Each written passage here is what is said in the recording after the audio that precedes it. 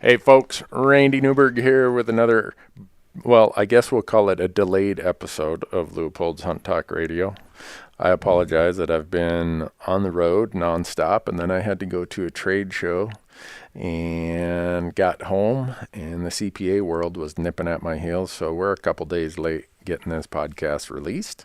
But I don't know if this will be Randy Newberg Unfiltered or if this will be Hunt Talk Radio. With me are Marcus Hockett and Dan Wildy, and I've went through mountains of emails. Mountains, I think, would be a right term. At least hills and piles of emails, maybe mountains, that came in while I was gone about all kinds of cool topics that we probably should talk about if we haven't already. And we're going to jump into those. And these are going to be about, probably the one that's really going to get people's attention is, why can Western states treat non-residents the way they do, both in terms of pricing and in terms of percentage of tags allowed? And what's the fallacy or the incorrectness in the argument of people saying, well, I'm an owner in those federal lands by virtue of being a U.S. citizen, so therefore I should have as much right as a state person living in that state. We're going to explore that in great depth, explain to you why that doesn't hold true, and then we're going to get into things about conservation easements, what they are, what they represent, why they're under attack by state legislatures. We're going to get into states selling their state land. We've talked about this in the past many times, and there still seems to be some ambiguity or misunderstanding about what Western states do with lands that are held in their state trust land agencies, which are different than what many of you think of as your DNR or your state wildlife agency. And then over the weekend, it was announced that Secretary of Interior Ryan Zinke is resigning, and that really seems to be getting a lot of attention out there. So who knows where else it'll lead us. But in the interim, I better tell you who makes this podcast possible, Leupold Optics. That's why we call it Leupold's Hunt Talk Radio. Go out to leupold.com. You'll see that they got a new spotting scope coming out this year, and at SHOT Show they announce all their new products for the year. And we've been sent a few of those to use over the course of our hunting. And great stuff. So if you're in the market for optics, hope you'll consider Leupold. They do a ton for conservation. They don't like to talk about it, but they are huge supporters of that. They support us and all that we do when we advocate for public lands and hunting. So Leupold.com. Go there. Orion Coolers. We're working on a new promo code with Orion Coolers. So when you go out there, use promo code Randy, and I better not say what it is because someone will think, oh, why didn't I get that? They're setting it up right now, but it's going to be even more significant than just getting these. What do you got there, Marcus? You got the tumbler that says Orion Coolers on it, right? Yeah. That's what you currently get under the promo code. You get the best cooler I know of, plus you get a tumbler if you use promo code Randy. And go out there, orioncoolers.com, promo code Randy. And for Christmas, I can't think of a better Christmas gift for the hunter or angler in your house. You guys got some new Orion Coolers, right? I just got mine on Friday. Yeah? Yeah. Yes. Marcus got one? Got to use it for the first time in Arizona. Did you? Yeah. Oh, yeah, we need to talk about Arizona coos deer in amongst all this also, all right. Marcus. Marcus just got, and Dan. Yeah, what the heck? They just got back from filming an Arizona coos deer hunt, cows deer. I get so much grief when I say the right pronouncement, cows. We did a video about it. Did you? Yeah. Great. We did. So all of you people, don't bother emailing me or telling me I'm an idiot when I say cows deer. That's really how it's pronounced. Even though amongst most people in the world, it's still called coos, it's really pronounced cows. So I'm going to let people off the hook if they use either one. I don't really care. But what I've found is if I call it coos, the technical purists give me grief. Randy, you know it's really cows deer. Yes, I know that. And then if I use cows, Mm-hmm. The fanatics who are really into cows hunting, will contact me and say, "Hey, you idiot! It's coos deer. That's what you guys up north. You don't know anything." So, I don't care what people call it. So, gohunt.com, another great sponsor of the podcast. It's getting to be application season, and Marcus, you drew this cows tag in Arizona. Something tells me we were out on Go Hunt on the Insider checking that out before you applied. Got the best drawing odds, research by species, by state, by everything you can think of. And when you go to gohunt.com and sign up for the Insider, that's where all this stuff is at. You click the button that says Insider, and when you sign up, use promo code RANDY, and you're going to get $50 of Mad Money. $50 of free credit in their gear shop, which is the best online gear shop for the serious backpack Western hunter that I know of. GoHunt.com, Insider, promo code Randy. And then we couldn't do anything that we do without our OnX system. OnXmaps.com. Go and get the app. You guys have me converted. I think I'm fully converted now to the smartphone app. Pretty handy. Yeah. But you need to make sure you don't go down to southern Arizona and not have service and try to download it. Yeah. Yeah. I had to climb a mountain to download my app. Oh, It worked though. We didn't plan very We got well. on top of a mountain, got it downloaded. We're good. Oh, so when you went, you hadn't downloaded the maps you needed? No, Oh. yeah, that was my own fault. Yeah. Yeah. But we got it downloaded, and then also we had the benefit that everything was public land down there. So, yeah, but then we still had no idea where the drainages were, which turned out to be helpful. Oh yeah, once Yeah. we got the Yeah, it's huge. What you can see as an aerial view on the smartphone app,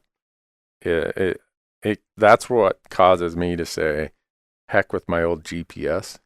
Even though people see me carrying my old GPS, the reason that is we're hunting areas I've hunted in the past, and I've been too lazy to download my trails and waypoints off the old GPS onto my laptop and into my OnX system. See, I had the benefit of dropping my GPS into the bottom of a river, so I just didn't even have to worry about transferring anything because it was just all gone. Yeah. But we all would suggest that if you have a smartphone, you go to onxmaps.com and get the app. And when you buy the app and get all of the cool products available, use promo code RANDY. Again, RANDY, and save yourself 20%. That work, Dan? Mm-hmm. All right. It's a good deal.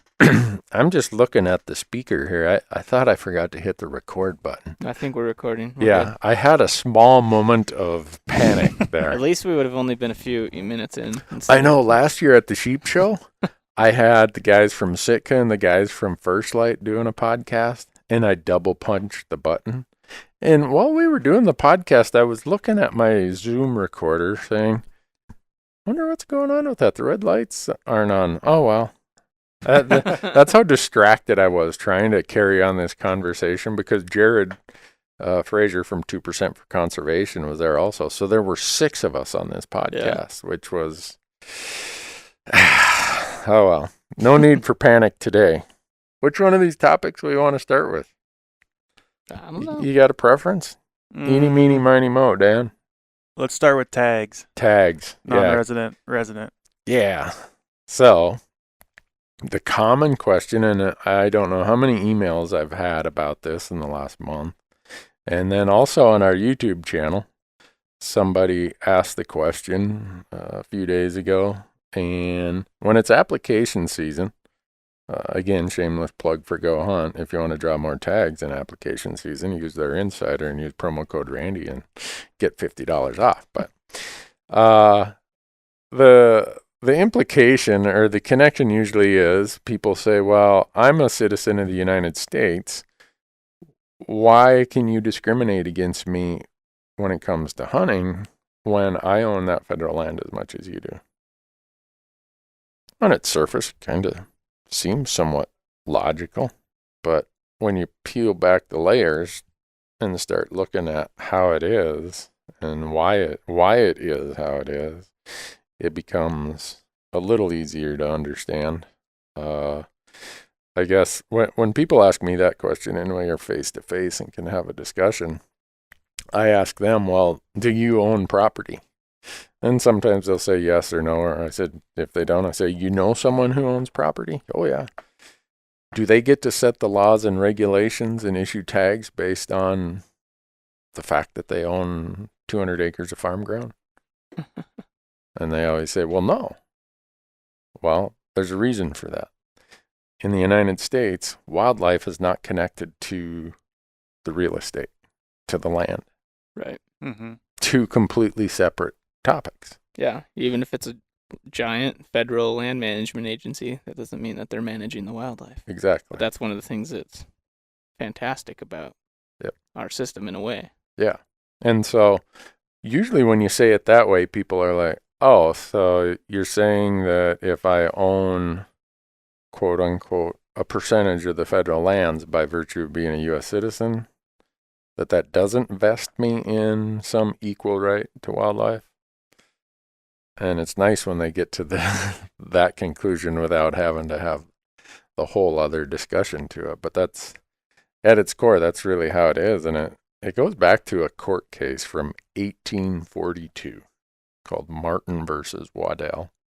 And it was a court case I think it was in the Chesapeake Bay area. They were arguing over who owned the rights to the shellfish in the tide flats. And it went all the way to the U.S. Supreme Court. And you'll get all kinds of different historical versions depending on which attorney you talk to. But as a general rule, the courts held that the wildlife, I think they called it the fishings, foulings, and hawkings or something like that. They didn't say hunting and fishing. They used a kind of an 1800-ish term for it. Mm-hmm. They said those rights are held in trust by the state for the benefit of its citizens. Which was, when you think about all those things they said there, one, it's not owned by the state, it's held in trust by the state for its citizens, not for every citizen in the United States, Right. but for the citizens of that state. And when you think about back in 1842, what was that? 60 years, 70 years after the whole spat we had with the redcoats and declarations of independence and constitutions and Bill of Rights and everything else. The 10th Amendment was added to the U.S. Constitution for a reason, and that says all rights shall be retained by the state unless those rights are granted by the states to the federal government. Well, one of those rights that the states were vested in upon us becoming a country was the right of wildlife. And they never gave that to the federal government. Mm-hmm. So it's kind of a convoluted way or rationale, whatever you want to call it, history maybe, of how we got to the point that the land is separate from the wildlife that might be standing there. And a lot of the principles that they explained in that court's decision apply to, they brought from the idea of water. Water, like wildlife, is not usually static on the landscape. It flows, Right. evaporates, it does whatever. And so there's a concept called the public trust doctrine that says some things are not capable of being owned because of their transient and fluid and moving nature. Therefore, they're going to be held in a public trust arrangement. And some attorneys will say that came as part of the common law that we brought over from Europe. Some will say it goes back even further to Roman law. So that is where it all started. And since then, there's been numerous court cases as it pertains to hunting and wildlife. There's an attorney in Bozeman who I've hired a time or two, Jim Getz. He argued a case, I believe it was in 1978. It was Baldwin versus the Montana Fish, Wildlife, and Parks Commissioners. And the idea was that you could not charge non-residents a different fee, and you couldn't restrict them because it violated the interstate commerce clauses. Or I'm probably getting this wrong because I've read so many of these cases, I mix them up at times.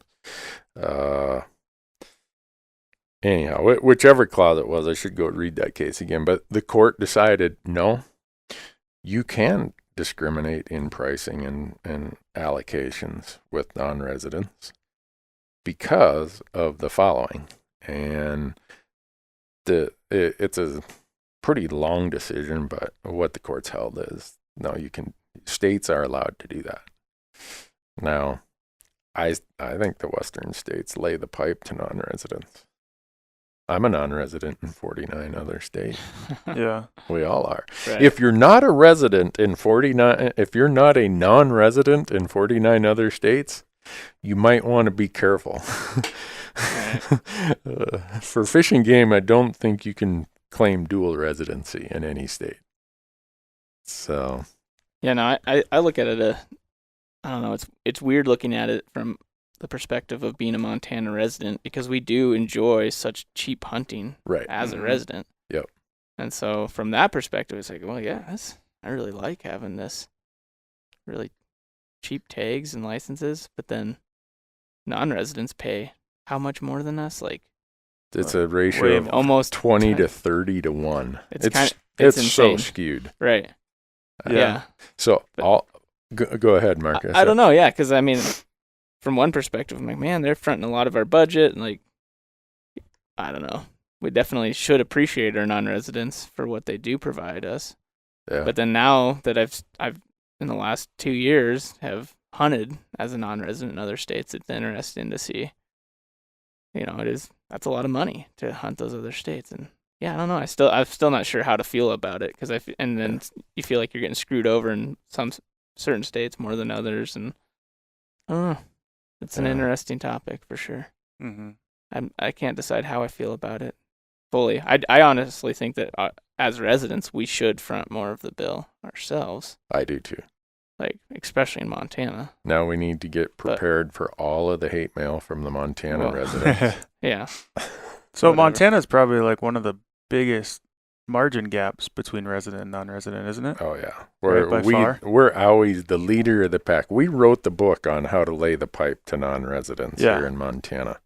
Because I didn't think about it until I moved out here from Minnesota, and then, we had some family that would come out and want to elk hunt with us, and we would just start rubbing it in their faces. Oh, yeah, got my elk tag, $20, and then they're like, what, 700 or whatever dollars they have to pay. Yeah, something. Whatever, or a combo tags, way more than that even. Yeah. So I didn't, but yeah, until then, I never even really thought about that concept. Yeah. And some states restrict you to a percentage of the tags. Montana, for our limited entry tags, we restrict them to 10%.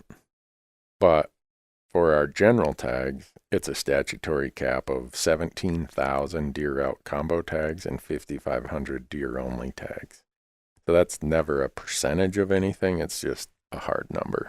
Wyoming does the same with their elk tags, that they have to issue by statute 7,000 some non-resident tags.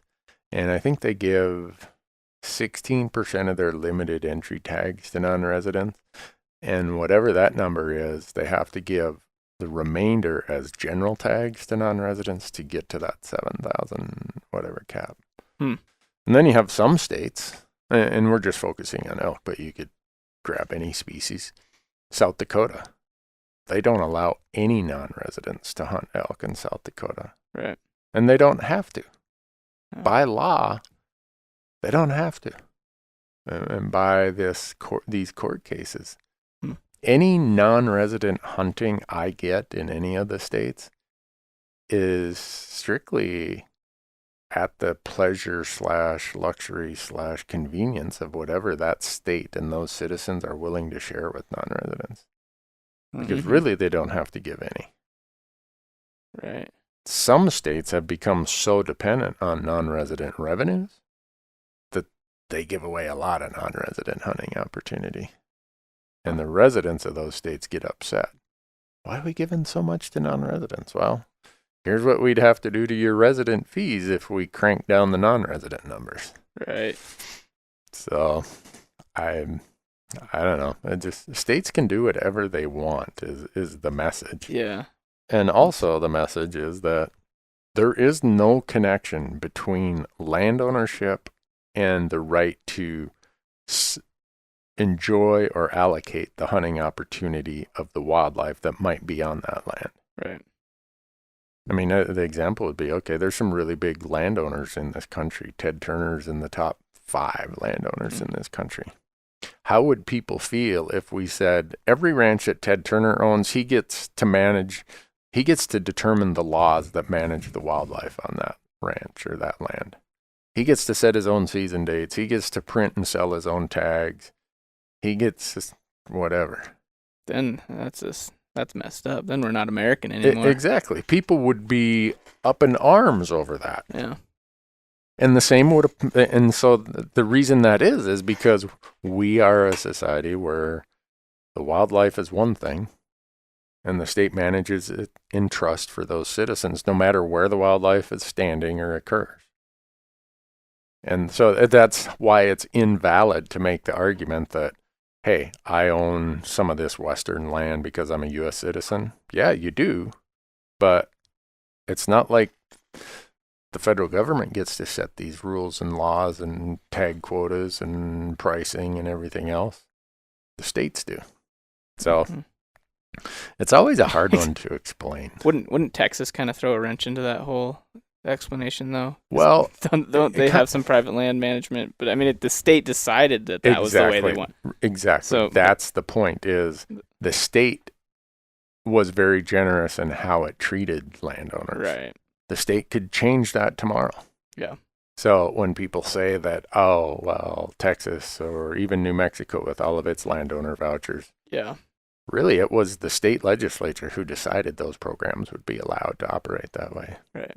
So, and some people, like one of the persons who emailed me said, well, I think we need a federal hunting license. Man, you want to get my blood pressure up. I don't think we need a federal hunting license. Yeah. I do not want the federal government setting each state's hunting rules or fishing rules. Yeah. In some instances, the states have said, look, we'll sign on to the Migratory Bird Act. Therefore, we're going to give the right to manage migratory birds at the federal level. We're going to participate in that. So there's certain times where the states have, in very limited instances, said, look, we'll work cooperatively with the federal government. Well, that's pretty different than, it's not like we have elk that are migrating from Canada down to Mexico. So. Right. Yeah. So it's a huge difference. But every time you say that it's a state right, people will point out, well, what about this? Well, there are certain times where the states have agreed to participate. So I don't know. To your point, Dan, I do think that we in the West are too dependent on non-resident revenues. And I get a lot of hate mail every time I say that. But I think residents should be paying more in most states. Now, I look at Nevada. Residents pay a ton in Nevada. Really? Yeah. And they're really avid about their hunting and all their opportunity, but they pay a lot for it. But non-residents still pay a ton too, though, right? Right. Non-residents still pay a ton price-wise, but they only get 10% of the tags. Right. So to fund this agency, the percentage that's coming from non-residents in a state like Nevada is way lower than it is in a state like Minnesota or Montana or Colorado. Mm-hmm. And I don't know. What do you suppose the result would be if you call your friends in Minnesota, Dan, and say, hey, you need to get all worked up about what's happening on these lands out here in the West? They're probably going to say, well, you guys priced me out. I'm busy. Yeah, today. maybe. I don't know. I get that a lot when I travel to other places. Well, sorry, but because they started going down to Colorado now because it's cheaper than coming out here. And maybe even, I think they talked about going to Wyoming also, just because it's, I don't know, quite a bit more affordable than coming Yeah. to Montana. Huh. Well, one thing I run into, and I tell Western citizens or residents this, is we can't have it both ways. We can't be making ridiculous pricing. And I'm not saying it should be the same. I'm not saying it should be, everybody in the hat equally. I'm comfortable with restrictions and disparities when I'm there as a non-resident. I'm fine with it. But don't think those decisions happen without some consequence. And when I call the guy in Wisconsin or Illinois and say, hey, we need you to call so-and-so senator or so-and-so representative because they're doing something that's damaging to our federal lands, our public lands of the West, that person's response is, you know what, you guys want to charge me 25 times what you pay? I'm busy today. I don't think I'll call my senator or my representative. Yeah. And so that is an interesting look at it. But then yeah. I don't know. If they're still out here, I guess if they're priced out and they don't come out here, and then they have zero interest in it. But then, I don't know. It is an interesting look at it. I'm not sure how to think about that. Yeah.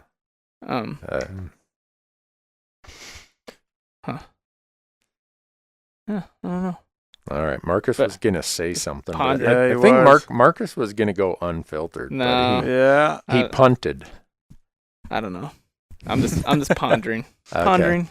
And when it really comes up is not so much when people are applying for their tags, but when the results come out.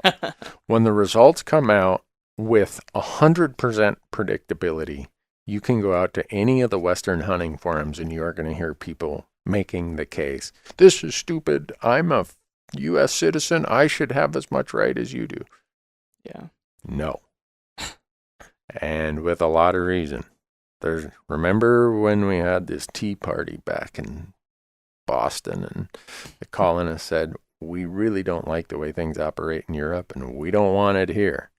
Well, one of the things that operated in Europe was one large controlling interest held the rights in wildlife. And if you went and poached a king's deer, or you became a poacher if you went and shot his rabbit or his deer. Right. Because he actually owned that wildlife on his land. They didn't like that. And it would be cool if you could roll back the hands of time and talk to some of these people who participated in that tea party or signed the Declaration of Independence or were there as we worked on a constitution that took however many years to develop, or even the Supreme Court justices who made the decision, and find out, was there a true affirmative response to the issue of who's going to own the wildlife in this country? Because whether it was an affirmative response or just by accident in the path in which our laws evolved, it ended up being the result they hoped for. Yeah. That nobody was going to own the wildlife other than the state. So, Oh, you think? I hope that answers it. I think that, yeah. I was just thinking, though, back to the example of Montana and pricing out non-residents. That being said, looking at it from Montana's perspective, they're like, well, we're still selling all those tags. So the demand is there at that price. Sure. Yeah. It's like with the exception of a few years ago after the price increase, they've been selling all of the tags that are available. Yeah. But that's like, yeah, you're still pricing some people out, but right. I don't know. Take that to its next conclusion. What if you priced sheep permits? For what they would go for. For what? So that you say, all right, we're giving away 200 sheep permits. Yeah. What's the price we'd have to set it at to only have 200 applicants? Yeah. Probably $100,000. Yeah. Be high. Yeah. And obviously I'm just taking it to an extreme. Yeah. No, that's a good point. But there is, I think, some relevance to if you price it too high, there's no doubt you are pricing some people out. And there's usually the knee-jerk response, well, if you don't like it, move out here. Well, that's all nice, but what if you have a business you've built in Mm-hmm. some other part of the country? Yeah. What if you have elderly parents that you are the caretaker for? There's a million real life Mm-hmm. things that pop up where the knee jerk of, well, move here then if you don't like it, really is, it's borderline offensive, I think, to some of those people who maybe they would move here if their life circumstances were different. Right. So, well, if nothing else, we've at least touched on that topic. It is it's such a deep and convoluted topic that I don't think we could ever cover. We couldn't answer and address all the perspectives if we did a 10-hour podcast. Right. I don't think so. So Dan's gonna apply as a non-resident in how many states next year, Dan? 10. 10. 10 Yep. states, huh? Yep. And Alright. you're gonna be paying more and have less opportunity for those tags. Yeah. You okay? But I'll with be funding their wildlife organization. So Feel good it's about it's funding. a feel good thing. it? Yeah. Yeah. Okay. All that money you put there, the feel good is worth it. I don't know. I'm just kinda making it up as I go. No, it does. It does seem like you should have a somewhat more level playing field. But yeah, I don't. Mm-hmm. I mean, if you had if you had the exact same system, we would have to overhaul Right. our permit allocation, like a lot of stuff. Yeah, Mm. I don't know. On a complete personal level, I would be super frustrated as a Montana resident because then I wouldn't be able to draw all these tags you would have less general opportunity probably if you had the exact same Mm-hmm. protocol for everyone showing up here. Right. Which to me is why it's so cool that it's a state-based system. Yeah. And every state gets to do what reflects their history, their culture, Yeah. and their values. Mm-hmm. But I'm definitely willing to give more than my $20 for my elk tag I know. each year. Is that what it is? No, I think it used to be 12. I think it's 20. I think it's 20. so. I remember when we bumped it from 12 to whatever it is. Do people just riot over that? Oh my God. Up at the Capitol in Helena, there were people that they would have never left their bar stool if grandma was dying and wanted to see them at the nursing home. But they left that bar stool to go to Helena and bitch about a $6 increase in their elk tag. They spent 5 years of elk tag increase driving to Helena and back to bitch about it. Yeah. Huh. Yeah. I get it. I always try to be cognizant of the fact that I'm in a different situation. At a certain point in your life, you adjust your priorities, where my priority from the beginning was I wanted to hunt a lot.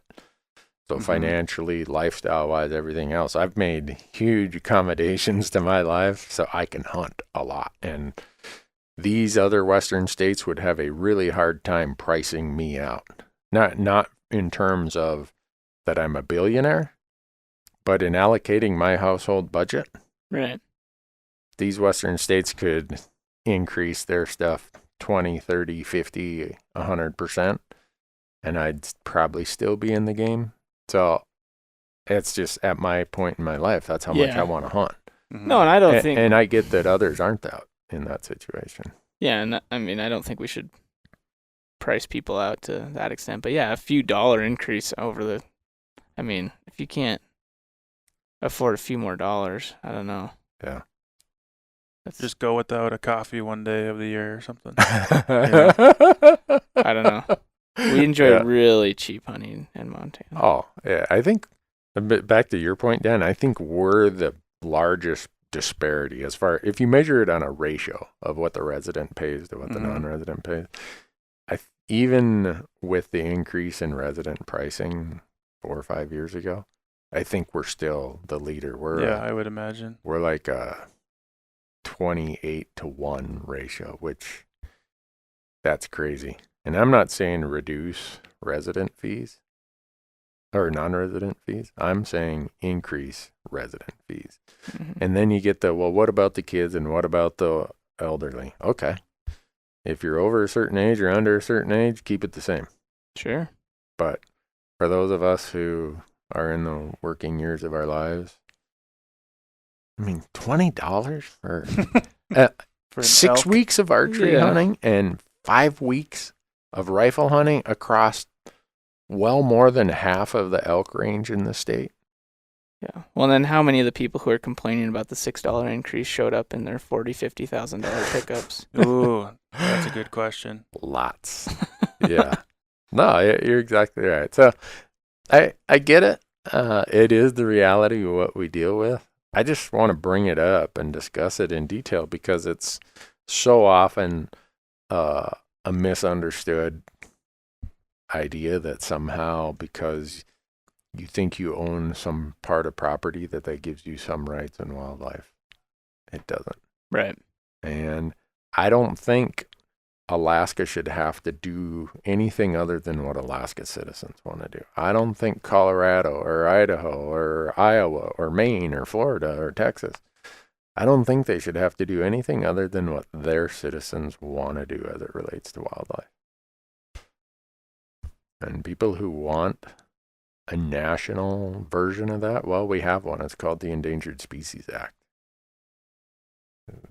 Do we want the federal government setting our seasons, involved in our wildlife management? I don't. That ought to get me a bunch more hate mail from the people who do, but that's all right. So, what's our next topic? Which one you want to talk I about? don't know. We got a whole list of them here. Conservation easements? Yeah. Let's do it. All right. Sounds good. Do you guys know anyone who's entered into a conservation easement? I'm sure I do. I can't think of a specific example. Not that I am aware of. Okay. Because conservation easements in the West are a really big thing, more so than they are in the East or the Midwest. And the reason conservation easements got thrown on this list is I received a few emails about why can't I hunt on a land that, when there's a conservation easement, that's stupid that I can't hunt there. Well, you got to understand what a conservation easement is. And once you do, it becomes pretty obvious why you can't hunt there. And then you get legislators here in Montana. And this could be a whole nother topic. And I think we should go to Helena because our legislature is going to go into session in January. We're lucky. We only have a biannual legislation. A lot of states, it's every year, all year. Montana, what's the joke? Our legislature meets every 2 years for 90 days. And we always say we wish they'd meet every 90 years for only 2 days. I don't know. That'd be a pretty stressful 2 days, though. Well, a right lot less now, stress for. I looked, and in those 90 days, there's over 3,000 new bills to be considered. That's pretty insane.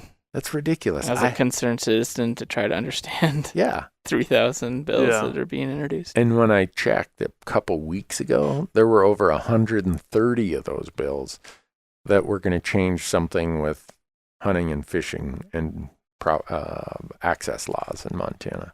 Huh. I had no idea that Montana was in such a bad state of affairs. Do you know what any of those ones are? Oh, there's a Or can you read some them online? of them because it's the same people trying to do the same thing every time. Mm-hmm. Some of them they just use a generic title to revise Montana game and fish laws. It's pretty broad. Pretty broad, and it's a place marker that they put there now, so that they actually have to submit the text and language of the bill once they get in session. So then you get a better idea of what it is. But you have a lot of these Western legislatures that are attacking conservation easements. And there's a legislator, actually our office right here sits in his district, Kerry White from Bozeman, claims to be the world's greatest property right advocate. I don't think it was the last session, but the session before, he introduced a bill that said a property owner cannot sell or donate a conservation easement without approval of that county commission. Which just does not make sense. Like, Yeah, that's like communism. That's like Russia. for So- being a property right advocate, yeah, that seems Yeah. very backwards. So Marcus owns the ranch. Dan, you're the nonprofit. Yep. You go to Marcus and say, Marcus, you're a great gratuitous guy. You love wildlife. You love open space. We would gladly accept the donation of your development rights if you were so inclined. And Marcus says, yeah, that's great. I don't want my kids developing this when I tip over anyhow. I want to leave this as open space. Right. My dad and my grandpa and my grandma, my mom, they worked their butts off to put this ranch together. The last thing I want to do is have it turned into a subdivision. Which is like a value that a lot of Montana ranchers would share, Yeah. for Yeah. sure. And so Marcus goes to Dan and says, all right, Dan, nonprofit Dan, I'm going to donate these development rights to you. And Dan says, oh, great. I'm a qualified land trust. I'm capable. The IRS says I'm able to hold those. But this dude, Kerry White, says you guys can't do that private transaction without the county commission approving it. And I hope nobody realizes my brother sits on the Gallatin County Commission. You don't suppose that was a little bit goofy looking? Seems like a little bit of a conflict of interest. A little bit. Just a little bit. My point of bringing this example up is for people to understand what your state legislature is doing. Yeah. They are doing these kind of things every time they're in session. So little funny sidebar. I hear this bill is up for hearing, and I'm pissed because I have so many CPA clients that have entered into conservation easements. Either they've sold those property rights Mm-hmm. or they've donated them. And there's no way in hell I'm letting the Montana legislature tell my CPA clients that you can only exercise these rights in a certain way if the county commission approves it. So much for the Fifth Amendment of the U.S. Constitution that vests the property right owner in all rights. So I go up there and how it works. We need to do a YouTube piece about how you engage and how legislative No, acts let's work. do it for sure.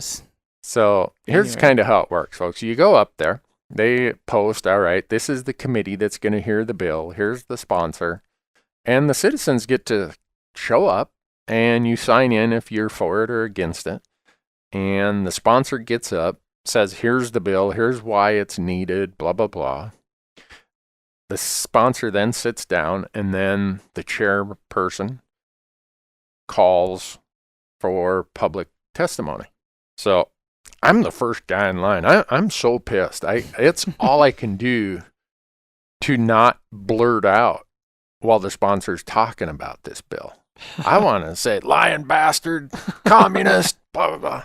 So he sits down, and so there's a podium you go to, and so this bill sponsor has to sit down right next to that podium. So everybody who comes up is right next to the bill sponsor. Mm-hmm. And my wife, whenever she knows I'm wound up about something, when I leave the house, her last words are, whatever you do, don't get in a cussing fit.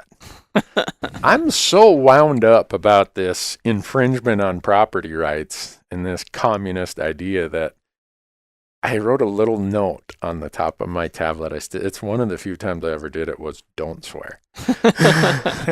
So I'm sitting there. I'm the first person who gets up, and I light this up. I'm like, I didn't realize I moved to Russia. I didn't realize that we were going to convert our form of government to communism. I did not realize that the Fifth Amendment no longer applies in Montana. And I look over and I'm done at Kerry White, and he doesn't appear to be real pleased with me. And I wanted to say, you know what? You've mistaken me for someone who gives a shit about your hurt feelings. And maybe I shouldn't be picking on Mr. White the way I am. Point is, these state legislatures do this stuff all the time. They purport to be great property rights advocates, Mm-hmm. and they do stupid ass shit like that because they don't like conservation easements. Yeah, but if that's what the property owner wants to do, Who is he to tell you that you cannot do what you want to do with your own property? Right. That's like the basic premise of this. Like that's exactly. very hypocritical to Yeah. saying So that you're a now- property rights advocate. Yeah. So now I'm scanning through the list of bills that are in the upcoming Montana legislative session. And again, folks, do not be at all surprised if you scan the bills in your state legislative session and there's something very similar to what I'm about to say.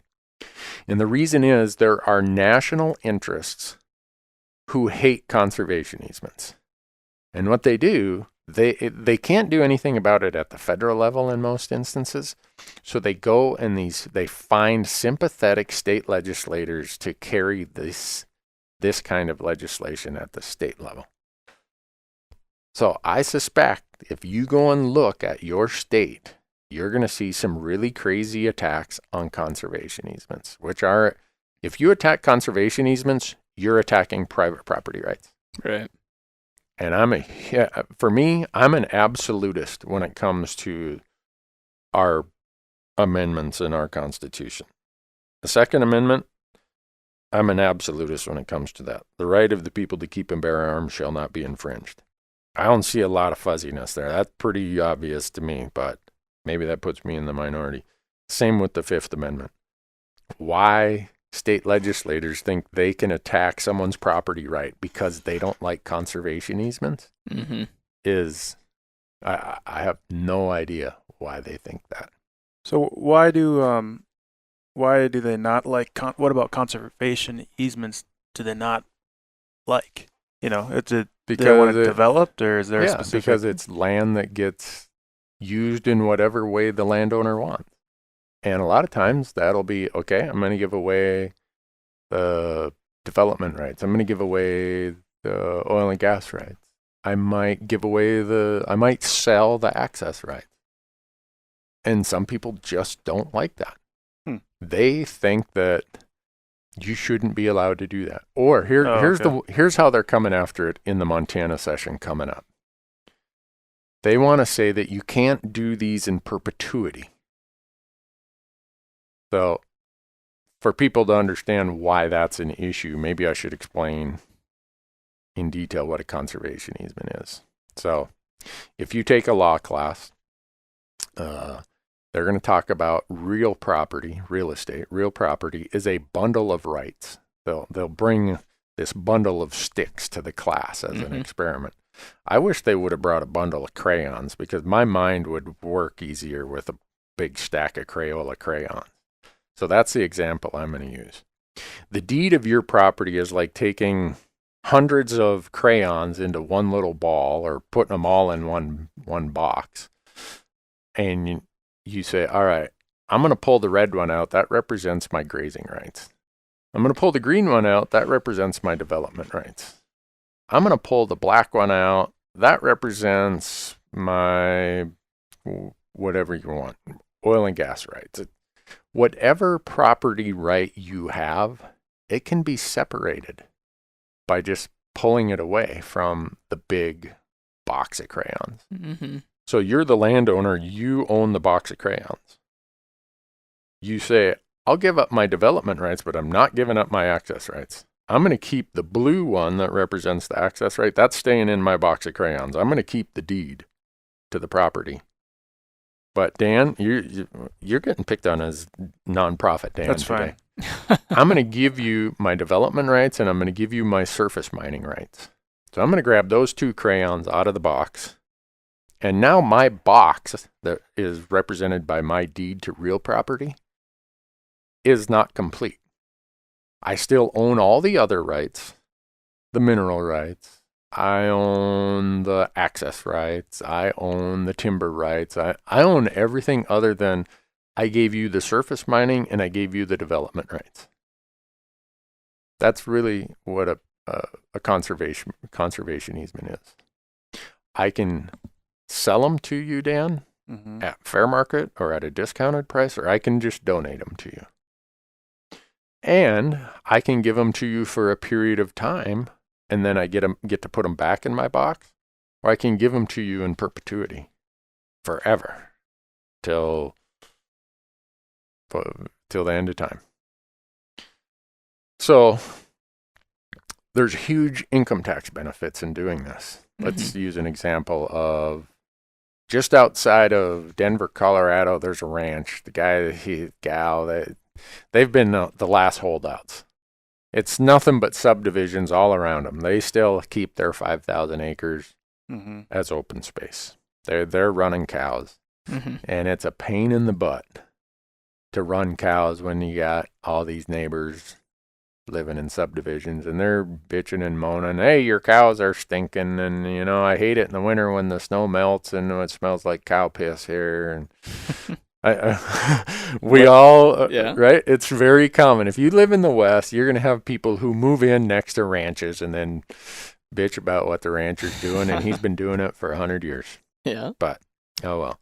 So this person owns 3,000 acres, and because Denver is just growing like crazy, that 3,000 acres is actually worth $30 million if you were to subdivide it and chop it up into residential homes. Well, he meets with his accountant, and his accountant and attorney say, you know what, you're going to have a serious estate tax problem when you tip over. Because the IRS is going to come and value your ranch at its highest and best use. And that's what you're going to pay estate tax on. And the rancher family says, what do you mean? I don't have enough. This ranch only generates enough cash flow to pay for our family to work here. Mm-hmm. We couldn't afford to pay all these estate taxes. Well, the accountant and the attorney say, well, if you donate a conservation easement in perpetuity, you can probably get out of all those estate taxes because it'll reduce the value of your ranch. The IRS now, because you've given away the development rights, the IRS can no longer appraise it as development property. They have to appraise it using some other formula. Mm-hmm. And therefore, your ranch is only going to be deemed worth $8 million for estate tax purposes rather than $30 million. And between the two of you, you can pass that much tax-free. We use it a lot in the West. It's a very common technique. And if you want to do this while you're alive, you're going to get this great big income tax deduction also. Mm-hmm. So you can offset your income and save income taxes going forward. And Colorado even had some more incentives to do it, which is why I kind of picked on Colorado. So here's what the state legislatures are doing. And it's what the Montana bill, one of the Montana bills is about, is to say you cannot do this in perpetuity. You can only do it for a certain term of years. Which, if you can't do it in perpetuity, you're not going to get these tax deductions. So they want to remove the ability of landowners to get great big tax benefits by doing what they want to do with their property, thinking that punishment will keep them from doing it. So what is the family going to do? They're going to sell the freaking ranch to a realtor, a subdivider, a developer for $30 million. And that wildlife habitat, that remaining wetlands and open space that the few remaining critters are using. And the vision that the rancher had for his own land is gone. Yeah. Because some state legislator decided he does not like conservation easements. He doesn't like things done in perpetuity, and therefore I'm going to lay the pipe to you. And you're not even going to know I'm doing it because I'm going to bury it in these package of laws. I'm going to run it through some committee you may not even be paying attention to. And those people who are supporting my campaign from out of state, I can go back to them and say, hey, I got it done for you. So when these anti-property right bills come up in the Montana legislature this session, you're going to see me up there. And I would strongly suggest the two of you, if you want to have continued employment, you calm me down a little bit on that day. Yeah. I get wound up just talking about it. To your point, Marcus, these families, and I don't care if it's a ranch that they bought, that they inherited, whatever. Yeah. They contribute a lot of wildlife habitat. They contribute a lot of open space. They contribute so much value to things we cherish. And now some state legislator who does not like conservation easements is going to go and pass a bill that says you cannot do them in perpetuity under Montana law, and therefore you don't qualify for the estate tax savings or the income tax deductions, Yeah. that state legislator should be taken out to the woodshed and have his ass kicked. That's not a threat. It's just that's a metaphorical way of saying this Metaphorically, person, yes, this person needs to be unelected. Yep. Huh. And the person sponsoring these kind of bills, the people doing it, are from the rural parts of the state who claim to be property rights advocates. They're the biggest hypocritical closet communists on the most basic level. It's interesting. the biggest mess part is just the fact that they're telling a private property owner what they can or can't do on with their property. Right. Which is, that's the most messed up part at its basic level. Yeah. And I can assure you, if you live in the West, you have state legislators who are being supported and funded by these groups who hate this idea of conservation easements. And there will be bills, if they're not there already, you're going to see bills in your state that try to somehow tie the hands of property owners who want to enter into conservation easements. And there's another bill in Montana that's saying that state money and state agencies cannot enter into conservation easements. So in Montana, just like a lot of states, we have these pools of money that every part of our hunting and fishing license, a little bit of it goes into a fund called Habitat Montana. And that money is used to either buy deeded property, which a few sessions ago, the state legislature said, no, you can't use that to buy deeded property. You have to use it to buy easements. So we've got this huge pool of money now that's been sitting there. And the legislature gets all mad if FWP or some other state agency tries to actually buy the land and hold the land as deeded title. Now, this new bill says, and we're going to prohibit state agencies from holding conservation easements. So before they said, we don't want you to do land purchases, go do conservation easements or go do access easements. And now we got another knucklehead who is saying, we're going to make that illegal also. So we're going to be throwing a portion of our hunting and fishing licenses into this account that you can't use it for anything. Yeah, it's messed up. All because some of these people have this absolute hatred for landowners who want to enter into conservation easements. So, I mean, if I'm a landowner and I say, you know what, I've always let the public cross my place here to get to the river and fish. And I can say that because in Minnesota, me and my brother and my sister, we own a piece of really cool river frontage.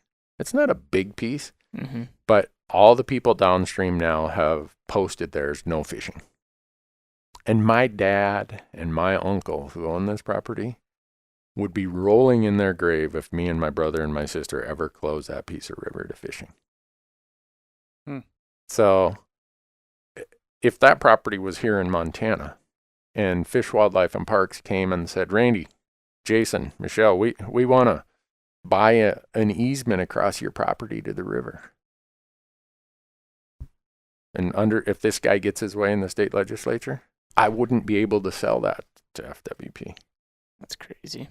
I wouldn't be able to donate it to him in perpetuity.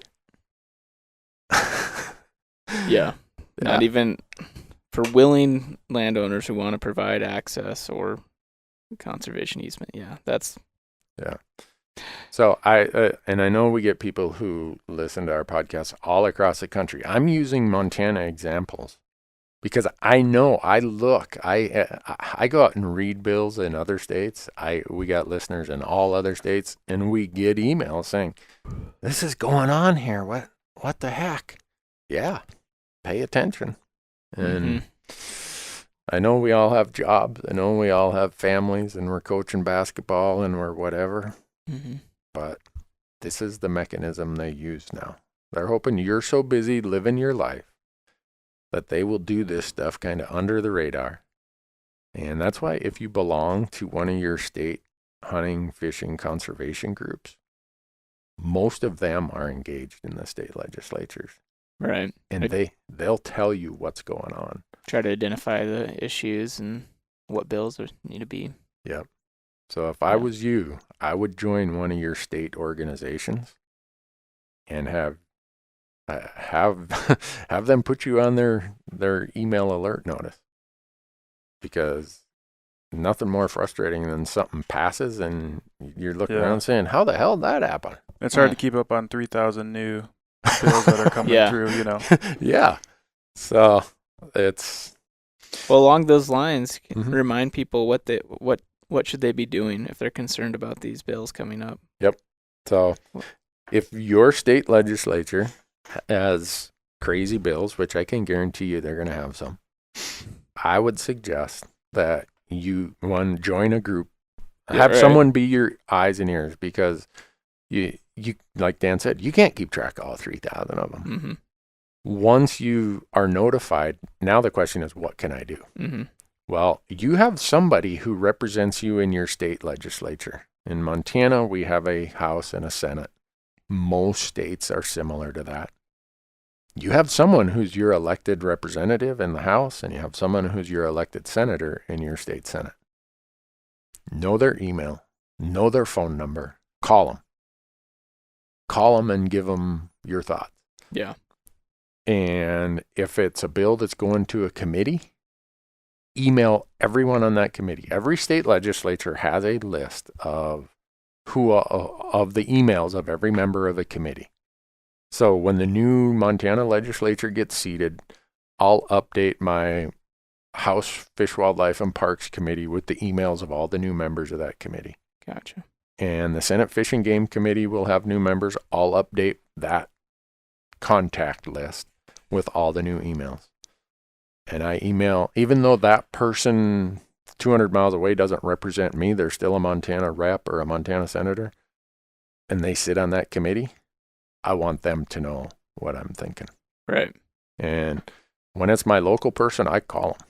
Yeah. And every state capital has a switchboard number that you can call and leave, say, bill number, Senate Bill 2232.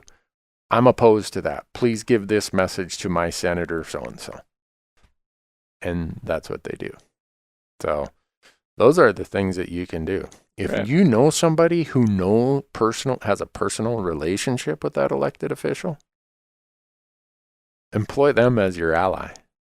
Because the odds are that senator or that rep is going to take the call of their buddy, their neighbor, someone who they're in the same profession with, or whatever it might be. Don't be afraid to reach out and form strategic alliances, for lack of a better term. Yeah.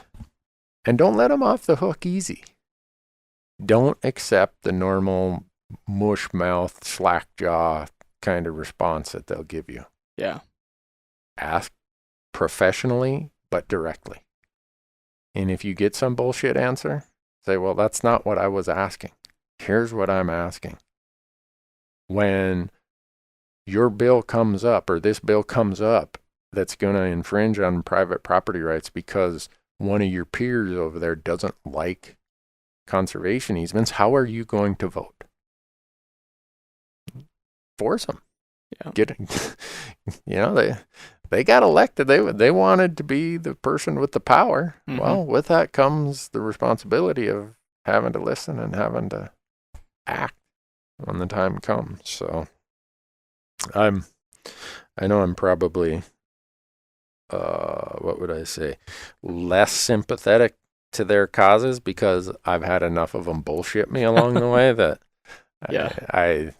and eventually you'll get to the point, if you engage in this stuff, you'll get to the point where you don't trust any party. I don't. I don't trust the R's and I don't trust the D's. I don't trust either of them. Yeah. They have one goal in mind: perpetuation of their party. Sometimes they'll vote in a way that's helpful to me, and that's great, and I'll thank them. But I never give either of them the benefit of the doubt. Right. And if you're a party player, you're going to have a hard time being happy or feeling that you made a difference. So get rid of your party affiliations before any of this is Is my other advice to that, Marcus. Did I answer your question, or was that No, yeah, a that long was good. roundabout bullshit way? No, I think So yeah. yeah, when all these new state legislatures get seated in January, get ready. Yep. You're gonna get inundated. Make sure you're a member of a state organization that has their ear to the ground. State land selling accessible land was another one. We did our 16 videos in that series, 16 episodes. Marcus, you and I filmed it about this whole notion of state transfer, as they call it. Right. Which is just... Yeah, hopefully most of our listeners have heard us beat that horse enough, but yeah, this is a prime example what you're about to bring up. Right. And most of us who, there's a lot of us who think smaller government is better. I think that's kind of a general feeling a lot of people have, especially in our hunting and fishing and outdoor world we operate in. And so a lot of people take that to, well, I want the state to own everything. I don't want the federal government to own anything. All right. Well, let's think about that, because right now we've got, what's today's date? The 17th, 16th? 17th. Okay. You've got 2 weeks to get your money lined up in your proposal to the Utah State Land Board if you want to buy that 28,000 acres that they are advertising as premium hunting ground that they're selling. Not 280 acres, not 2,800 acres, 28,000 acres of land that's currently accessible. If you can get there, in Utah, their state land board allows you to hunt and fish on state land. They're selling it. Well, almost all by default, if there's a piece of public land legislation and it comes out of Utah, you should almost oppose it just automatically. 99% of the time, you're going to be opposed to it. Yeah. So your default position is, if it comes out of the minds of Utah policymakers, oppose it. And I always preface that by saying I've got so many great friends in Utah who are just really, really good conservation, hunt and fish, and public access people. I don't understand the disconnect between what their citizens feel about access and public lands versus the policies that their elected leaders come up with. So the reason I bring this up is, like you said, Marcus, this is the example in black and white of what happened. Mm-hmm. These state land boards. So let's go back even further. Dan, you said you moved here from Minnesota. Mm-hmm. In Minnesota, you have a group called the DNR, Mm-hmm. Department of Natural Resources.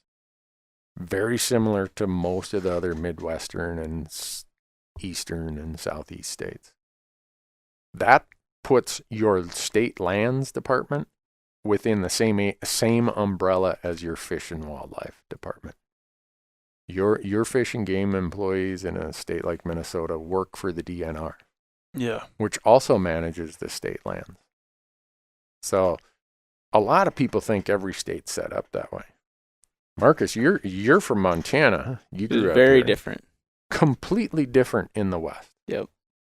You have state land boards that hold the state lands that a lot of times are not necessarily in good working relationships with the state fish and game agencies that manage the fish and wildlife.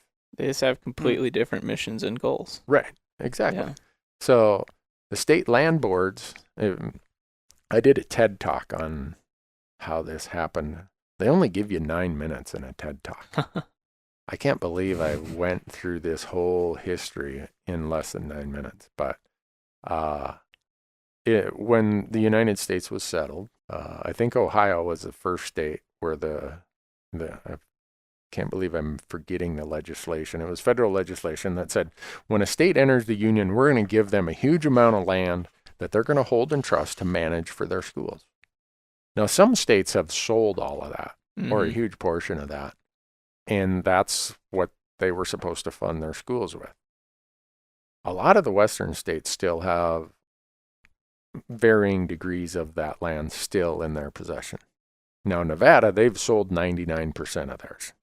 If you want to read a history of corruptness at the state legislative level, go read the history of what happened to all these federal lands that were granted to the Nevada school trusts. Mm-hmm.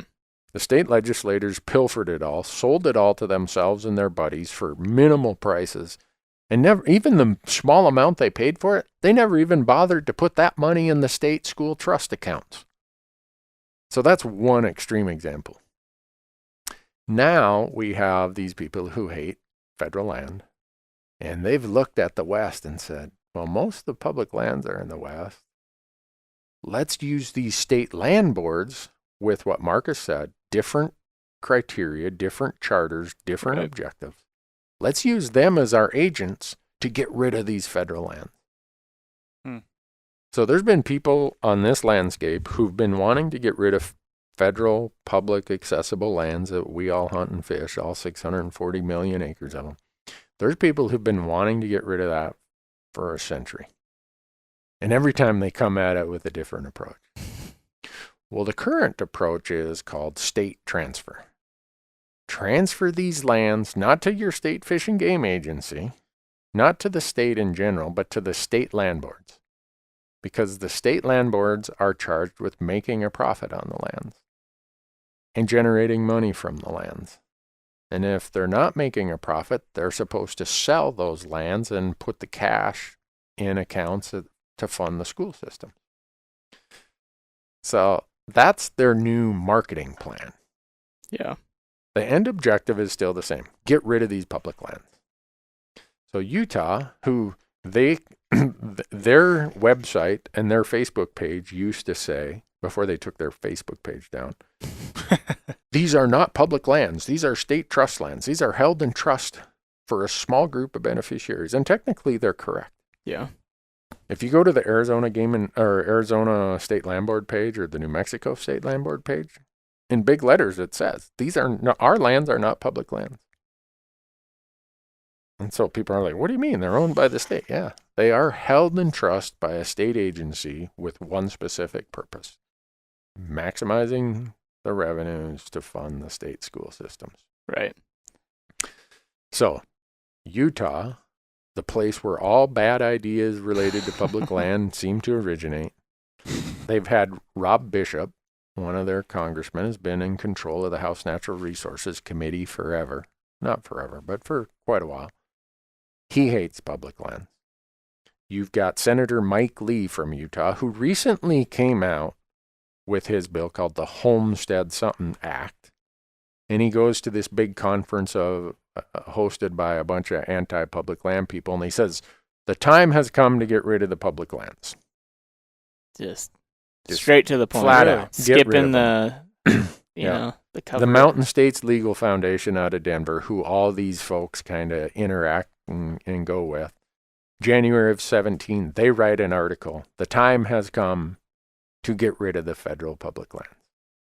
So I could give you illustration after example of where these groups have said, this is our goal. Right. Well, the Utah guys are saying, we need to give these lands to these state land boards. And when you tell them, look, the history is you guys have sold more than 50% of these in Oregon. You've sold 99% of them in Nevada. And we have a chart that we've put out there that shows what percentage of those lands have been sold by these western states. And they say, oh, no, we would never sell them. Well, Utah had an auction in May. They had an auction in October. And now they're having the granddaddy this year. 28,000 acres. And they used to say, well, if we sell it, it's just worthless stuff that nobody wants anyhow.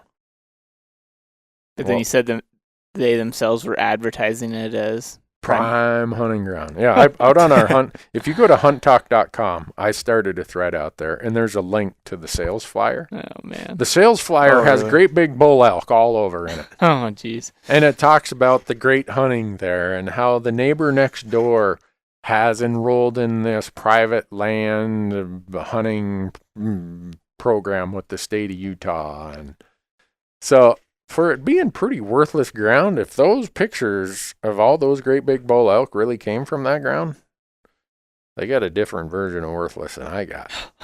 So, Yeah.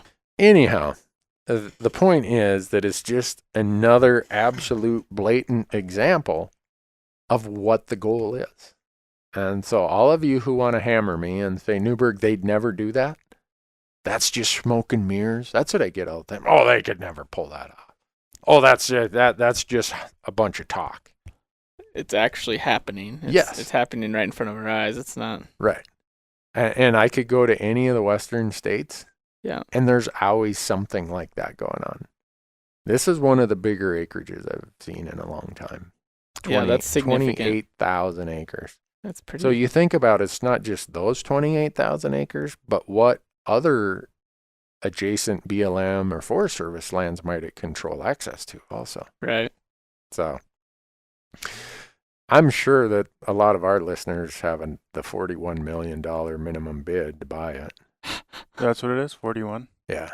That's yeah, the if minimum. anyone wants to bid on that, then, you know. Yeah. And some people said no one would pay $41 million. Yeah. There are people paying $41 million for ranches all over the West every week. So to think that no one would pay $41 million, yeah, they will. And so you think about how Utah's been doing this. Someday maybe they're going to run out of the prime hunting ground to sell. Well, we need our folks back in D.C. to send us, pass laws to give us all this BLM and Forest Service land here. And so that doesn't even get into the fact that in a lot of these states, you can't recreational shoot on their state lands. Colorado, you can't hunt them. So I know you guys have heard me say it many times. Colorado has 23 million acres of BLM and state land that we can hunt right now. You give that to the Colorado State Land Board, we can't hunt on it unless Parks and Wildlife leases it. Yep. Well, they don't have the budget. Right now, of all the state lands, they can only afford to lease, I think, 12% of it. So the other 88%, forget about. And so you can't recreational shoot on it. A lot of, like Wyoming, New Mexico, you can't camp on their lands. The only reason you can hunt in New Mexico is because the state Fish and Game Agency pays a lease fee to the state land board. That makes it open to hunting. Montana used to be like Colorado. We never used to be able to do it. But what's our state recreation fee here now? I just pay for I say, give me one of everything. I can't remember. Not very much. Yeah, I don't even look at $12 maybe? something 9 or I don't know. Yeah. Anyhow, in Montana, we pay a fee. Right. If you don't pay that fee, if you don't buy that recreation permit, and you go out on state lands to do any of this stuff, you are trespassing. Yeah. And And there will be people who are leasing that state land who will turn you in and get you arrested for trespassing if you don't have your recreation permit with you. Is that well known about? I feel like there's probably a ton of people that have no idea they need. there's starting to be more signage, I've noticed. On Yeah, some I've of them. noticed some, but It's, I feel like just recreationalists, not hunters, might have no idea. Oh, I'm sure a lot of people trespass and not knowing. Yeah. Yeah. So if you have if you have your Onyx map system on your smartphone, because you use promo code Randy out there at onyxmaps.com and you just save 20%, they're going to be these little powder blue, light blue sections that show up on a surface map. Yep. Those are your state trust lands across all the states. If you see the light blue stuff, that's state trust land. Yep. And don't necessarily assume that you can go and hunt and fish and camp and hike and shoot there. No. for Nebraska, free. you can't either. I found that out. Oh, really? Yeah, because I called and they're like, oh yeah, no, you can't hunt the state land board lands. They're like, we've been trying to get a hold of Onyx Maps to get them to. We don't want them to color them blue anymore. We want them to. They want them to be They want them to they be want it white. to appear as private land. Really? I didn't know Nebraska was RC. Yeah. And learn something every day. Colorado has a lot of state trust lands. And Yeah, Nebraska had quite a bit too. We're like, oh man, that looks like some good turkey hunting stuff. And so we called up and they're like, oh no, you can't hunt that. yeah. So So a lot of these states, like Arizona says, using state lands is trespassing without a recreation permit. And it gives the example of what's trespassing. Recreational shooting, walking. They even list walking your dog as a form of trespassing on state land without. So hopefully people take from this that there's a huge difference in the West between state trust lands that are managed and held by state land boards than what they might be accustomed to in their state, where you can hunt and fish and camp and shoot and hike on your state lands. And that's why these policy groups, these think tanks, these anti-public landers, as I call them, think these state land boards are such great allies to accomplish their goal of getting rid of the public land. Mm-hmm. And even if they got to do it 28,000 acres at a time, I guess maybe they're patient. Maybe they're like, well, that won't happen overnight, but at 28,000 acres, whack, we'll get there. Yeah. Yeah. How we doing on time? I don't know. You have one more topic here that you. Yeah, I don't know if I even want to touch this one. Do we really need to talk about Secretary of Interior? I don't know. Do you want to talk what's about it? What's your crystal Dan? ball say? No, What I do you don't know think's going to anything about happen? I'm curious what you think's going to happen. Well, the topic is that Secretary of Interior Ryan Zinke, former congressman from Montana, former state legislator from Montana, announced that he was retiring / resigning. Yeah. As Secretary of Interior. And he's been the focus of a bunch of investigations for whatever his conduct might be. And I have no idea if those investigations will turn out to validate the claims or make the claims invalid. I'm not even going to get into that. That's for someone else to worry about. Mm-hmm. So a ton of people emailed over the weekend and said, is this good or bad for conservation? Well, that depends on how you look at it. Yeah. If you look at the list of people, and I know I'm going to get fried for saying this, but in the sake of full disclosure, I voted for Ryan Zinke as my congressman, I think both times he was up for election. And now I'll get a bunch of hate mail, but I voted for him. And then when the Trump administration came in, they had their transition team. They put together a list of candidates for Secretary of Interior. And those of us who are in the certain positions, whether because of our platforms or because of nonprofit groups we work with or whatever, some of us were given a look at what that list was. And when I saw that list, I'm like, oh my God, who the hell came up with this list of people? We're talking about not just folks who weren't engaged in public land issues. We're talking about people who are rabid sell the public land folks. Right. Really? Everybody who was on that list at Interior was a known devout follower of the Utah doctrine to get rid of the public lands. Yikes. Yeah. All of the hunting groups who saw that list told the transition team, no way. Not just no way, but no effing way. So the transition team came back to us hunting groups and said, well, if you don't like it, what's your solution?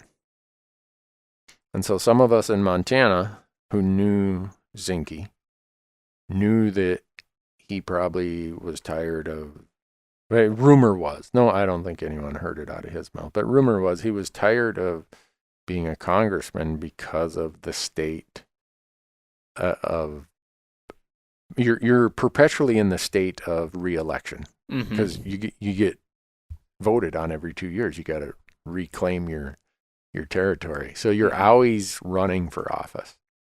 And I don't know if this is true or not, but the rumor was that he did not like that idea. So looking at the list of candidates, some of us said, I wonder if Zinke would take the interior position if it was offered to him. And so the feelers were put out. Word came back that, yeah, if he was offered it, he'd take it. So the hunting groups said, all right, we believe that all your current nominees are terrible for hunting and conservation. Here's a congressman from Montana who, during his time serving under Rob Bishop's House Natural Resources Committee, had always bucked the party line and voted in favor of public land issues. We throw him out there as the nominee. And the transition team took that on a Monday morning, and by Tuesday evening, he was the nominee for Secretary of Interior. Now, I give that background in history to say that it wasn't just certain hunting groups. Every group that I'm affiliated with or know of who was shown the list and said, if Zinke was added to this list, where would he rate? Every one of them said he would rate way above any of the people on the current list. Right. And I'm talking groups that are supposedly way over to the right, according to the eyes of some, and groups that some would say are way further to the left. The whole spectrum said he would be a way better choice. Now, none of that was at a time when these current allegations were hanging over his head. So whether you like Zinke, whether you dislike him, whether you're him, some good, some bad, whatever, that's how he became Secretary of Interior. He was still better than the alternative. So much better than any of the alternatives that I can't even tell you how crazy some of the... So people will say, well, how did those crazies get on the list to start with? The Utah delegation was pushing most of them. Even at the beginning of the new administration, the deal was made that Utah was going to drive the bus on public land policy. And so most of the crazies that were put on the list there, put on the list for U.S. Fish and Wildlife Service, put on the list for Department of Ag/Forest Service, there was a heavy hand of the Utah delegation in those nominees. So do you worry that a lot of those same people are going to be? That's my worry. So they're going to choose from now? If you can distill the assertions and claims against Zinke right now and say whatever that is what it is. And I can assure you that if those people who were on that list come back on the list, to answer that and someone asked me the question purely from conservation and hunting, would those people, is this change good or bad for hunting and conservation? Without question, I can tell you that those other people, if they step in the shoes, it's going to be, the outcomes from Interior are going to be worse for hunting and conservation. And whatever you think is Zinke, these are going to be worse. Yeah. I hope that doesn't happen, but my crystal ball says, if I have a crystal ball, right. And my crystal ball is as fuzzy and foggy as everyone else's, my gut tells me that some of those people are going to be back on that list. And the hunting community has played, behind the scenes, has played a lot of their political hand already, getting some really bad nominees removed that would have been there for U.S. Fish and Wildlife Service, that would have been there for BLM director. There's been, you can only say no so many times before people say, well, you hunters, you're a bunch of crazy, you're against everything. And sooner or later, you kind of get tuned out. So I don't know how much sway the hunting community will have in who this replacement is. And again, people are going to say, well, I can't believe you supported him to start with. Well, I'm here to tell you I supported him. And I lobbied a lot of other groups to support him. And I'm not alone in that. There's a lot of other people who were behind it. And was every decision that he made good for hunting and fishing? No. But did he do things as far as migration initiatives? Did he do some other things that I don't think those other people on the list would have done? Yep. Yeah. And did he stiff arm some of the bad things? Yep. And people need to remember, when Zinke was on the House Natural Resources Committee, he was continually voting against the Utah Doctrine. And the chairman of that committee, Rob Bishop, and they may not say this privately, but at that time, it was very obvious there wasn't a lot of love lost between Rob Bishop, chairman of that committee, and Zinke, the lone congressman from Montana. Mm-hmm. So now Zinke becomes the Secretary of Interior, and his budget, his policy, everything is now at the whim of Rob Bishop. You were not going to see the Utah delegation come to Zinke's quote-unquote defense ever. Yeah. And they were going to force his hand on a lot of things that they wanted. Yeah. And again, I'm not saying that how he should or shouldn't have. I'm just saying that's just the ugliness of how our issues, hunting, fishing, and conservation issues, have been drawn into this ugly policy arena in D.C. and in state legislatures. It sucks. So I don't know. I have no idea if it's going to be good or bad. If down at the sports book in Vegas, I could bet money, my money would be that the replacement is going to be worse. Yeah. And, if we look back at his predecessor, Sally Jewell, Secretary of Interior, she oversaw some things that caused me a lot of gut ache. One of the things that happened under the prior administration was they went to Alaska and told Alaska Game and Fish that on these lands administered by Department of Interior, you're not going to be able to hunt this way or that way. You're not going to be able to have this season or that season. Whoa, wait a second here, folks. Earlier, we opened this podcast talking about how wildlife management is a state authority, Right. state purview. During the prior administration, they pushed that pendulum way over to the side of it being a federal purview. And it pissed me off. And I don't care if you agree with how Alaska does or doesn't, did or didn't manage wolves or bears or whatever it might be. That's none of my business being a citizen of Montana. The federal government, by the way we operate and all the court cases, really had no business going in and telling Alaska how you can do that. I don't want the federal government coming in and telling Montana, oh, you can only have these season types. Yeah. Oh, if you allow harvest in this manner, we're going to say you can't do it on our land.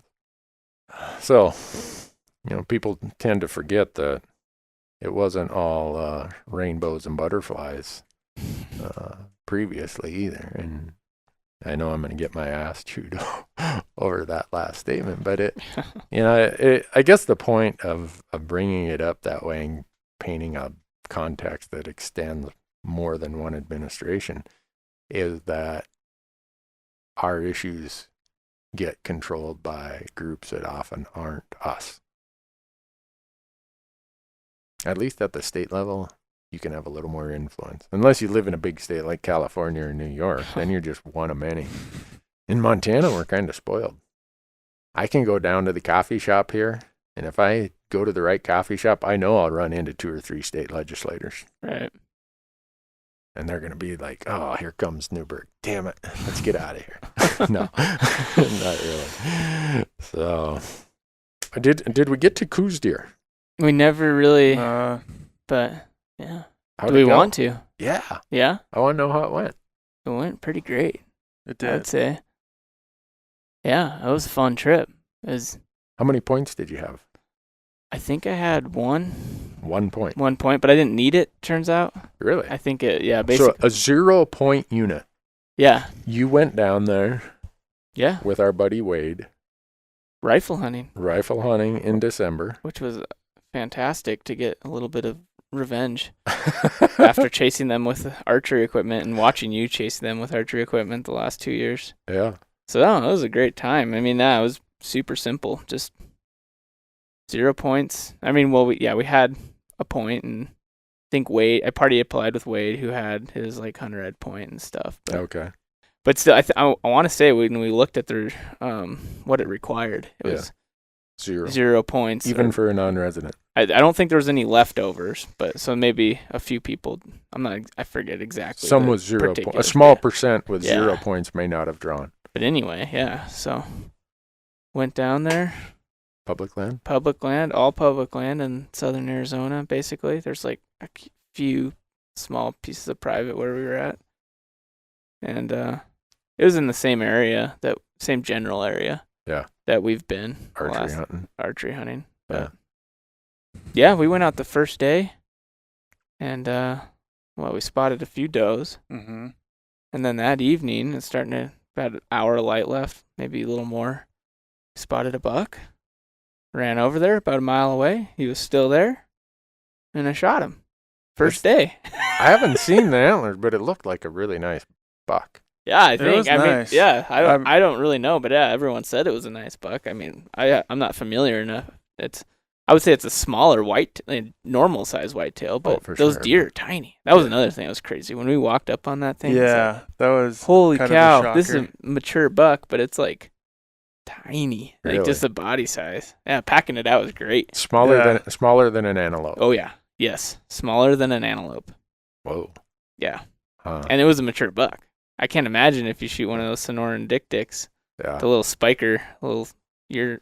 That's what I'm doing in January. Oh man, I'm excited. I was legitimately thinking about it because I was gonna shoot any buck basically when we were down there. I was like, if I shoot a Sonoran dick, I think I'm gonna save the cape. Maybe not the full shoulder, but like just the neck, and like do just like the neck mount, like coming out of the wall, like like you see on some of those small African and Asian animals. I think that would be great. Hopefully, they wouldn't charge full price, but I'd be like, hey, what would it cost to do just the neck and head of this guy? But But so, what do you think of that country, Dan? That was your first time down there? Yeah, that was my first time to Arizona, and it's hard to describe, but it was so different than anything I was used to, Mm-hmm. and everything's very prickly. Yeah. I was wishing I would have had leather gloves for sure Yeah. to bring down, but it was really nice, Yeah. and to get down there in December where the days were getting, I don't know, in the 60s or maybe even more, a couple days. yeah, It's nice and warm, which is great. Really enjoyable to get out and and yeah. we were with Wade, Yeah. your old college buddy Wade, right? Yeah. I And wish he I was could have been great. there. he is fun. He was a lot of fun, just Yeah. kind of teaching us, showing his ways of how to kill these things. Yeah. Well, Michael and I were in Colorado mule deer hunting, or we just got back, I think. And when you sent me the picture of your buck, I've known Wade for 30 some years. I knew that the next deer you saw that was legal, Wade would shoot. Yeah, 'cause Wade, he has, if it's a world record buck or a dick, he doesn't care. Yeah, which is cool. Yeah. I think. It is. Wade, he exemplifies hunting for food better than anybody I know. yeah. And then he shot one the next day, was it? It was 2 days later. 2 days later? Yeah, Yeah. yeah, but it was a fun hunt. And then he also knew that as soon as he filled his tag, that meant we got to hunt quail for the rest of the time Wow. I that we were know- down there. Yeah. And that's a whole nother level of fun. Yeah. Did you guys find any quail? Oh man, yeah. Oh, we found quail. We found a lot. Really? The Gambles aren't doing good this year, but the Mearns quail Really? were doing good. So you're saying in January there's a chance I could shoot another Mearns oh yeah. quail? Well, if you can hit them. My problem was I can't hit them. I think I just I'm not good shot. I hit the first one I shot at. when I had the One shot. Nice. I had the excuse of I was using a new shotgun, Yeah. but I know that my shotgun that I have, I still can't hit anything with either. I was actually hoping maybe I'd shoot it better, but I didn't.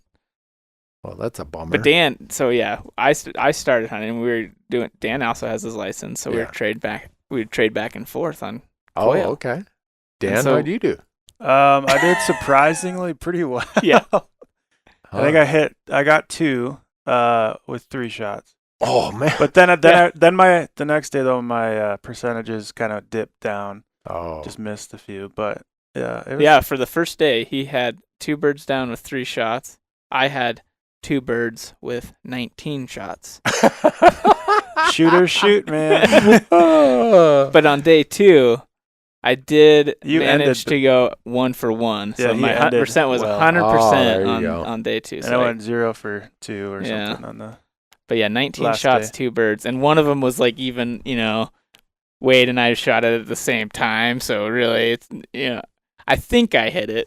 But Wade Wade might have. Wade let you claim it just to make sure that Yeah. you felt better. No. Huh. Yeah, that was, and then we shot Mexican ducks too. Or No. Mexican-like ducks when we were down Oh, there. not a Mexican mallard. Yeah, well, yeah. Oh, really? They in the Wade always makes fun of it because I guess in the regs it says Mexican-like ducks, Yeah. but they're Mexican ducks. Yeah, we shot. Wade and I both shot one of those. No way. Yeah, that was pretty fun. Those were And tasty. those were an incredibly tasty bird. Yeah. So That's been on my list since I went to college there in 1984, and I've never shot one.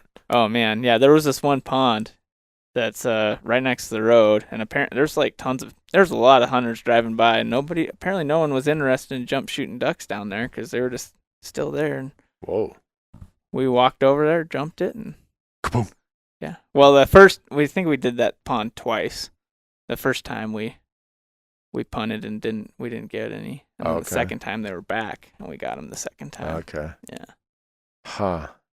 So you guys were down there. You think about this, and we've stressed this to our audience so much. You'd bought your license earlier in the year, your non-resident license, to apply for all the species. Mm-hmm.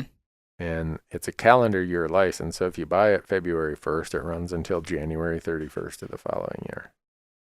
With that, you applied for a deer tag that you could have drawn with 0 points. Yep. And then you guys went down there. In addition to hunting deer, you shot quail and ducks. Yeah.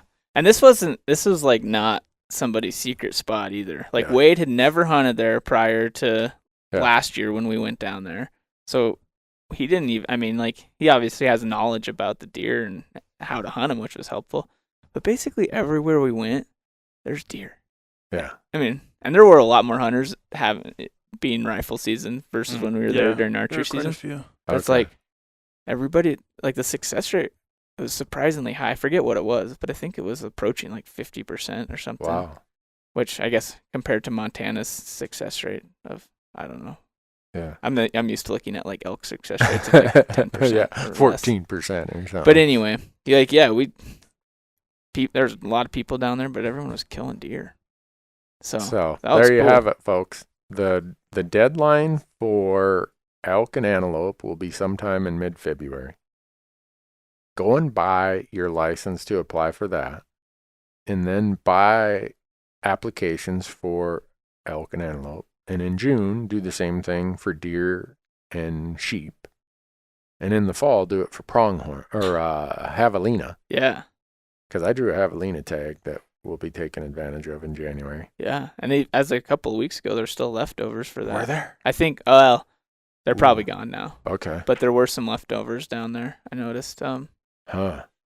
But yeah, so that's like, I got mine as a leftover last year. Did you? Javelina, archery javelina. There was leftover rifle tags too. Rifle season's in February. February. or March, Same something unit like though. that. Same units that we hunt. The same Really? area. Yeah, there was leftover javelina tags. Wow. We did glass up a few. Yeah.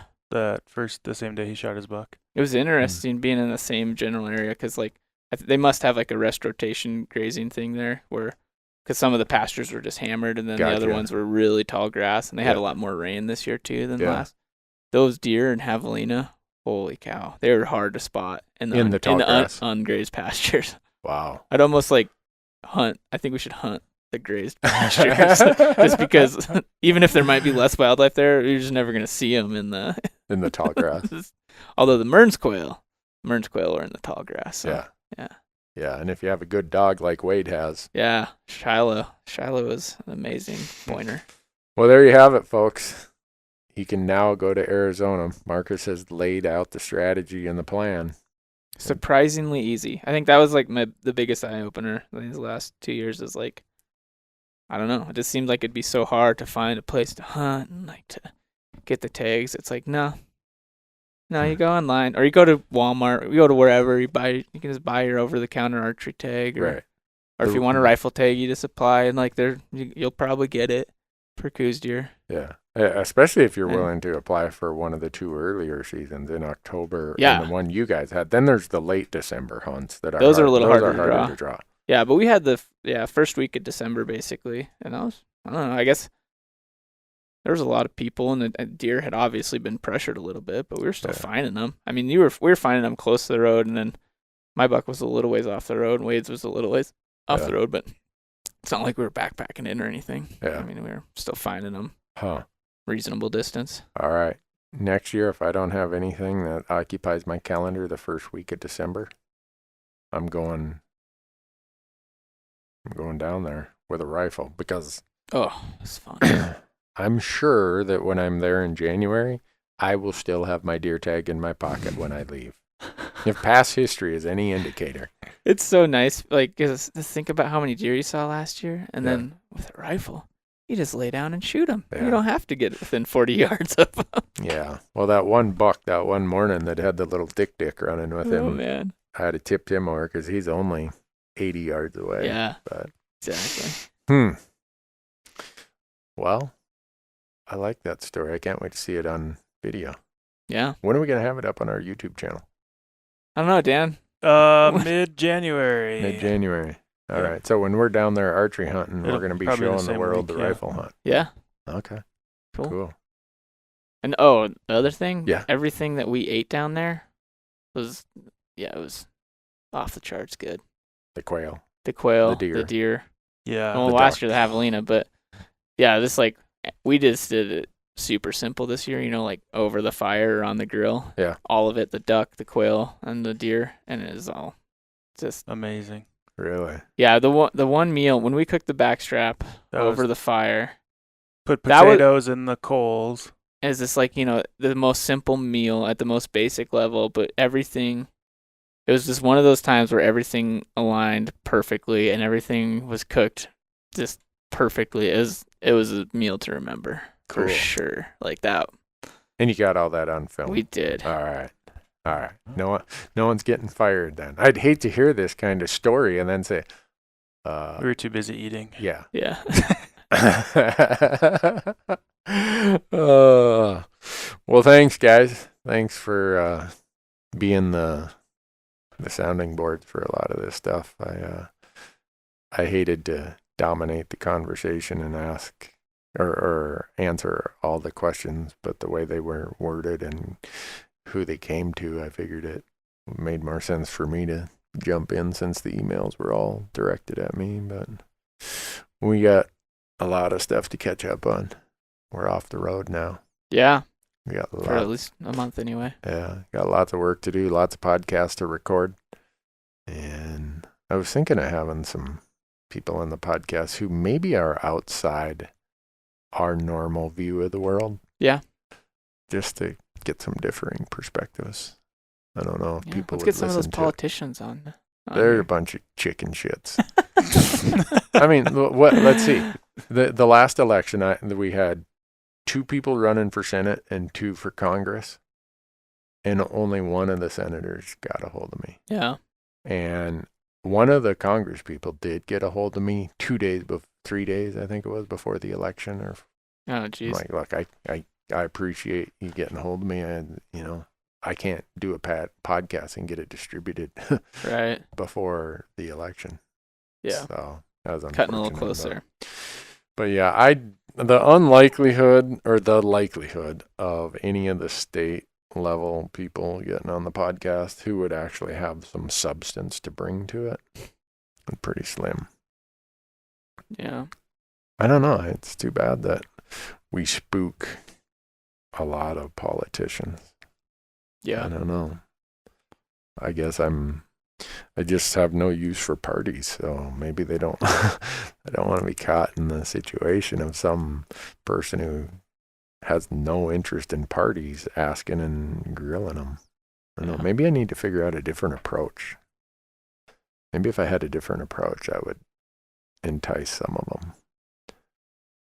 But I don't know. I'm not very... Pretend like you're their best friend, and then all of a sudden Yeah. just start grilling them once you got the mic on. Yeah. There we go. I don't want to do that either. Oh. I don't know. I'm sure they're all good people. They just, maybe have different perspectives than I do. Yeah. I'm sure when some of these people are together, they're like, that asshole Newberg, that guy, somebody needs to take him out to the woodshed, put a pot knot on his head. Metaphorically. No. I got someone on YouTube just the other day. They're hunting me down. Oh, yeah? Oh, Yeah. wow. Okay. For Another which one. Which video? Bison. Oh, Mm. makes sense.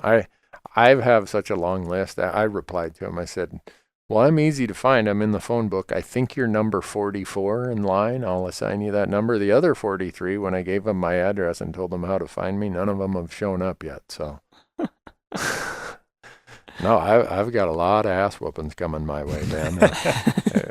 If people start cashing in on those threats that they're throwing out to me, gonna burn my house down, gonna whip my ass, gonna shoot me, whatever, I better pay attention, because I'm in for a long series of butt whoopings here. Kind of cracked me up how people will threaten to whoop your ass on a Facebook or YouTube or one of the internet forums. Yeah. I'm like, here's my address. I'm in the phone book. Let me know when you're coming. I'll clear my calendar. So far, of the dozens of them I've received, nobody has cleared their calendar to show up and do it. But now that I've said it, somebody will probably be on my front porch when I go home this afternoon. I'll come back. I'll be doing a tooth inventory or something. Well, thanks for listening, guys, gals, hunters, anglers, conservationists. Appreciate all your support, all you do, and until the next time, we got a bunch of content we got to get edited and get up on our YouTube channel. Yep.